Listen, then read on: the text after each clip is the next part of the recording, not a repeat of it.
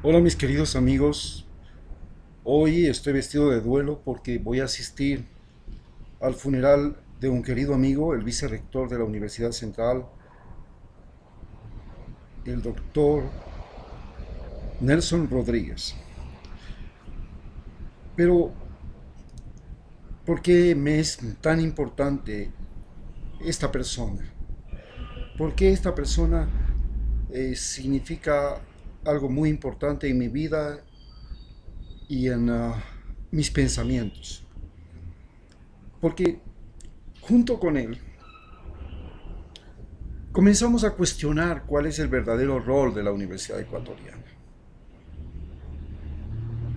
Yo me eduqué en la Universidad Central donde él llegó a ser el vicerrector hasta hace una semana y desgraciadamente ha fallecido. Pero las conversaciones entre los dos, más la experiencia de mi hija estudiando en Melbourne, más mi propia experiencia de estudiante de la Universidad Central, nos llevaba a cuestionar lo que es la educación universitaria en el Ecuador. Y hoy voy a hablarles sobre lo que ha sido la educación universitaria estatal y también la privada en el Ecuador y los cambios que produjo o que intentó introducir Rafael Correa, más la nueva situación que estamos comenzando a vislumbrar ahora. La Universidad Estatal, la Universidad Central, fue fundada en 1561. Es la segunda universidad más antigua de América Latina, perdón, de América del Sur, después de la Universidad de San Marcos de Lima. Fue fundada por los jesuitas y, como tal, se, pre se preocupó mucho en la formación básicamente de abogados y en la formación de médicos. Esa era prácticamente la primera de las carreras profesionales que en esta universidad se formaron las personas. Pero durante la época de la colonia, para poder ingresar a la universidad, se tenía que tener sangre azul, ser de piel blanca, tener dinero, tanto dinero que para poder graduarte tenías que ofrecer una corrida de toros a todos los profesores y a la ciudad en general. Y tenías que pagar la corrida de toros, que significaba el toro, el torero y todo el alcohol y la comida que en ese momento pues quería la clase social alta, que era la que celebraba básicamente este tipo de fiestas, porque la clase social baja en cambio celebraba otro tipo de fiestas que todavía se celebran, que son los toros de pueblo. En las corridas de toros española se mataba al toro, y en las corridas de toro de pueblo el toro mataba a la gente y luego se lo guardaba para que, si mataba bastante gente, se lo guardaba para la próxima fiesta, para que siga matando gente. Este era la diferencia entre una corrida de pueblo y una corrida de toros. De Lidia se llamaba. Así se graduaban los médicos, así se graduó Eugenio Espejo. Eugenio Espejo era un mestizo. El nombre original es Eugenio Chusik. Ese era su padre, pero su madre era de sangre azul. Eso le permitió a él estudiar lo mismo que a su hermana, estudiar medicina. Su hermana más bien se defendió como una enfermera, de cierta manera. Manuela Espejo. Bien, cuando termina la colonia y empieza la república, las cosas no habían cambiado. La universidad seguía siendo solo para la élite. Y no había universidades privadas. Las universidades seguían siendo solo de la Iglesia Católica.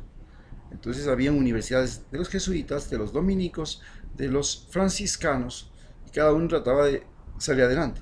Lo interesante es que en América Latina las universidades existían 200 años antes que Estados Unidos, que Europa y que Rusia.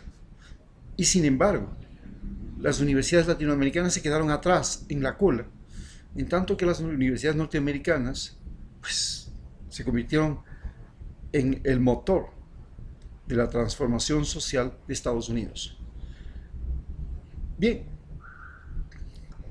es tan importante esto Porque cuando los alemanes se preocuparon de por qué y dónde estaba el éxito de los Estados Unidos en su desarrollo, descubrieron que el éxito estaba en las universidades. Tenían las mejores universidades del mundo y decidieron hacer también excelentes universidades, pero a diferencia de las universidades norteamericanas que se convirtieron en el más lucrativo negocio de la educación, en Alemania decidieron que las universidades serían gratuitas y hasta ahora siguen siendo gratuitas, lo que ha atraído a gente de todo el mundo a estudiar en Alemania. ¿Cuál era el rol de las universidades en los Estados Unidos? El rol de las universidades en los Estados Unidos no solamente era formar el cerebro de los norteamericanos, sino atrapar a la gente más inteligente del mundo. Ahí fue a parar Einstein, ahí fue a parar todos los grandes científicos del mundo, todos los grandes investigadores, y atrapaba estudiantes brillantes del planeta Tierra. Y después, por supuesto, les seducía con todo lo que es la libertad norteamericana y finalmente se quedaban ahí. Este fue el gran uso de la universidad. La universidad servía básicamente para producir y para atrapar cerebros del mundo. Ecuador formaba profesores, formaba estudiantes. El Estado ecuatoriano gastaba en la educación, en el colegio, de la escuela, del colegio y hasta de la universidad. Y cuando iban a la maestría, ya no volvían. Es el gran problema que tenemos ahorita con los 20.000 becarios que regresaron y que se encontraron con un país donde la mentira y el peligro, debido a que ha habido una gran disminución de circulación de dinero, ahora hay 80.000 personas en Quito que viven con menos de $1.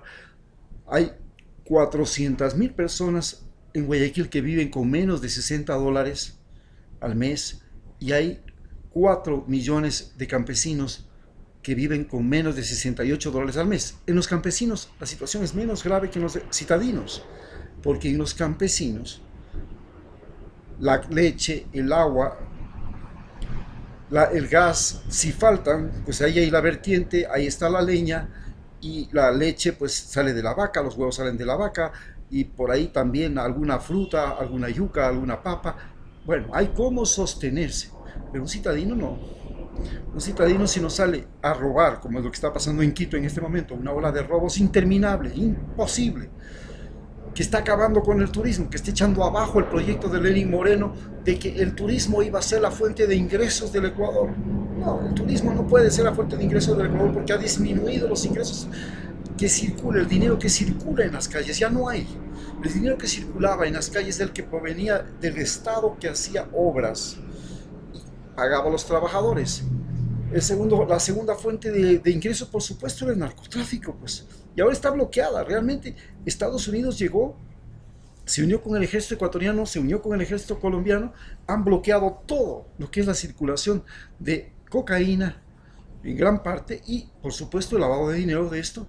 Y esto también ha quitado el dinero de las calles. Por eso ahora hay una ola tremenda de delincuentes. En Estados Unidos, la ola de delincuentes también debe estar incrementándose, porque en Estados Unidos la delincuencia depende de la cantidad de cocaína que circula en las calles.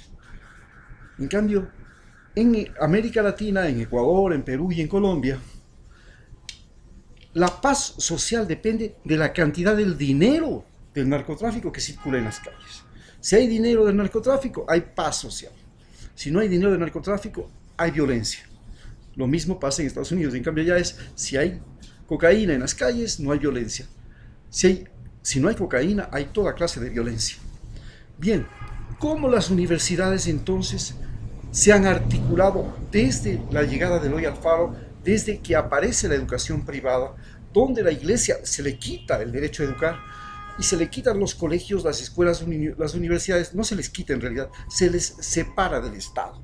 Se les dice, ustedes pueden seguir existiendo, pero ustedes ahora se autofinancian. Ya no se van a financiar con los impuestos de todos los ecuatorianos como era antes de Eloy Alfaro, sino que ahora ustedes busquen cómo se financian. Entonces ellos comienzan a desarrollar la educación privada, la educación particular, y el Estado es el que se encarga de la educación gratuita. Entonces cambia el papel de la universidad central y la Universidad Central se convierte en el proveedor de profesionales básicamente para la estructura estatal, es decir, para empleos públicos. Pero la universidad, a partir de los años 60, es tomada por un movimiento político marxista, leninista, estalinista, maoísta, y la universidad se convierte, tiene tres objetivos fundamentales. Un objetivo fundamental es el objetivo de formar activistas sociales.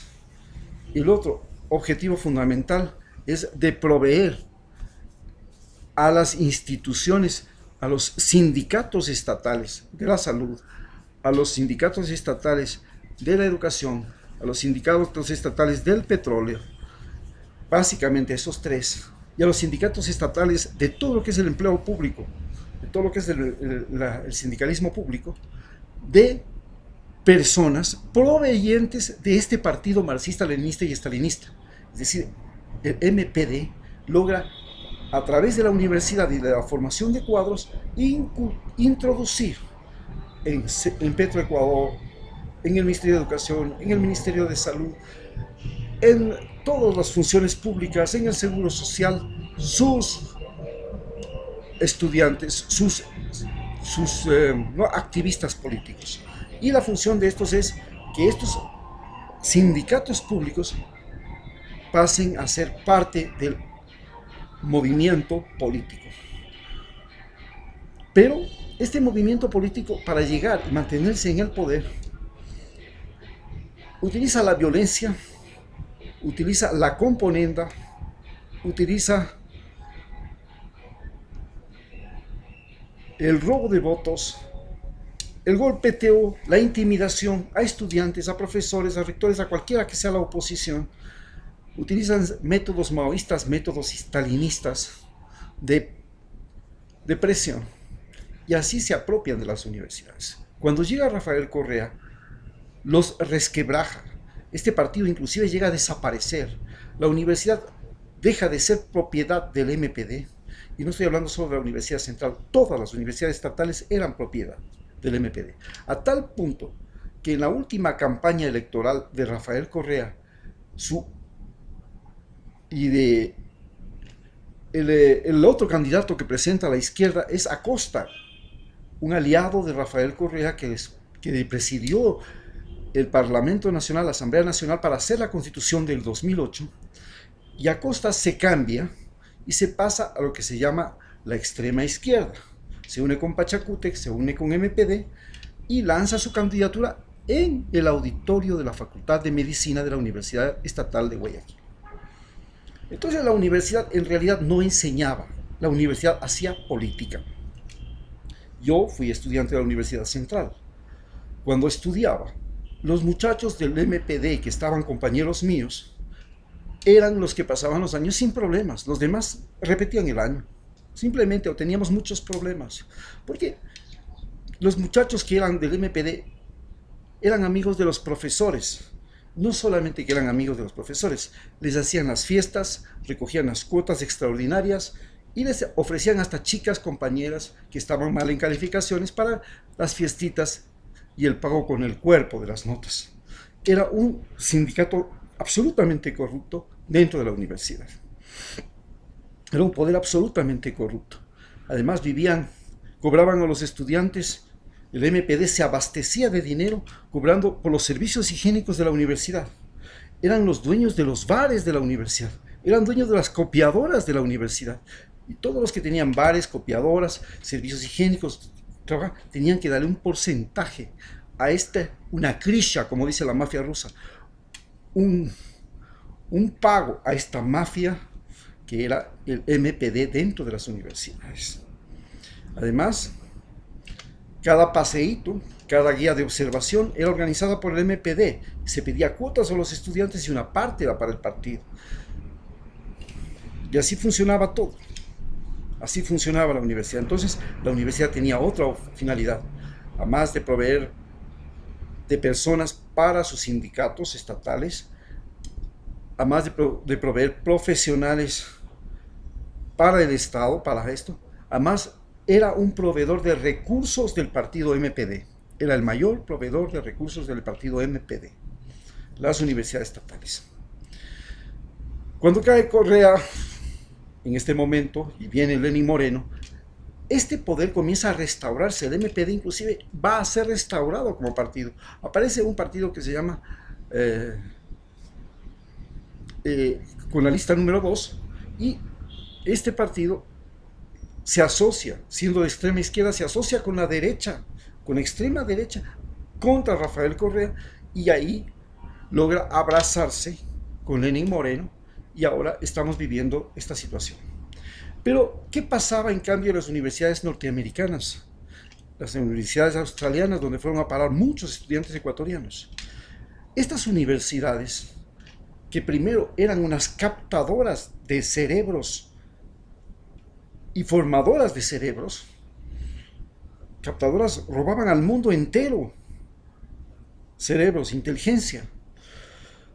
Estas universidades evolucionaron y pasaron a ser ya no las captadoras del talento humano del planeta Tierra, sino el gran negocio. ¿Cómo se convirtieron en grandes negocios las universidades internacionales? Crearon un aparato burocrático extremadamente caro. Un profesor, un científico, gana mucho menos que el rector y todos los funcionarios administrativos que tenga esa universidad. Y se convirtió en un negociado descarado, pícaro, a tal punto que nuestros voluntarios que iban a estudiar en Australia, nuestros estudiantes que iban a esperar en Australia, pagaban hasta 3 veces más o el doble que los estudiantes australianos. Esto es uno de los grandes problemas en que cayó la universidad mundial. Lo mismo pasa con la San Francisco, lo mismo pasa con la Católica, lo mismo pasa con todas las universidades. Se convirtieron en un negocio descarado, un negocio pícaro, un negocio deshonesto. Cuando hablamos con este rector, pensábamos que se podía cambiar el vicerrector. Que, por ejemplo, se podía conseguir que los estudiantes ecuatorianos, utilizando cierto tipo de visas, podían ir a otro país y trabajar y practicar su profesión durante 1 año. En segundo lugar, que las investigaciones se pudieran hacer conjuntamente con estudiantes de otras universidades del mundo que querían hacer investigaciones en el Ecuador, y de esa manera se podía financiar y se podía publicar y se podía dar credibilidad e importancia internacional a las investigaciones que hacen los chicos de la Universidad Central. Pero además se pensó en que la universidad debía ser un motor de emprendimientos. Pero estos emprendimientos no debían ser solamente emprendimientos de tipo económico. Habían emprendimientos como investigaciones, había emprendimientos como inventos, y había emprendimientos como empresas, microempresas, de tal manera que la universidad deje de ser solamente un formador de recursos para los sindicatos del Estado. Esta era la visión con la que estábamos trabajando con él, y desgraciadamente la enfermedad, una enfermedad mortal, terminó con su vida. Y por eso hoy me he visto de luto, porque este sueño de hacer una universidad donde los estudiantes no vayan a repetir de memoria lo que dicta el profesor, donde los estudiantes no vayan a aprender cosas que después no necesitan, 4 años, 6 años para estudiar medicina, las generalidades, y después terminar estudiando la especialidad aparte, 6 años de aprender la cultura inútil, porque no es posible aprender todo lo que tiene la medicina en estos días en 6 años. Es estúpido, es inútil. Basta con que se aprenda las generalidades en 1 o 2 años, y después ya todos los estudiantes tienen que entrar a su especialidad. ¿Cómo pasa en artes? En artes no es que todos los estudiantes entran a estudiar todas las artes, sino que van y escogen. Si quieren plásticas, entran a plásticas. Si quieren teatro, entran a teatro. Si quieren pintura, pues entran a pintura. Si quieren escultura, entran a escultura. Y no lo que le pasa en la Facultad de Medicina y en otras facultades, donde tienen que pasar años en una preparación de generalidades que después son miles y miles de horas de estudio, de conocimientos que tienen que tirársela a la basura. Esto tenía que cambiar. Teníamos que aprender a hacer una universidad donde el estudiante, primero, se oriente desde temprano por lo que le gusta. Segundo, que el estudiante no pierda el año por lo que no le gusta. Tercero, que el estudiante esté vinculado a la realidad nacional. Entonces estábamos planteando con él que inclusive los estudiantes que estaban estudiando en el extranjero vinieran con la ayuda de la Universidad Central a hacer aquí sus tesis de investigación, porque la tesis de investigación de las maestrías en el mundo debía ser un mecanismo de revincular al ecuatoriano que estudia en el extranjero con el país y abrirle mercado laboral dentro de Ecuador. Pero si este estudiante tiene que hacer su tesis en Australia, tiene que hacer su tesis en Estados Unidos, tiene que hacer su tesis en Alemania, aprende a vivir en Alemania, no aprende a vivir en Ecuador. Esa fue nuestra gran lucha. Gracias.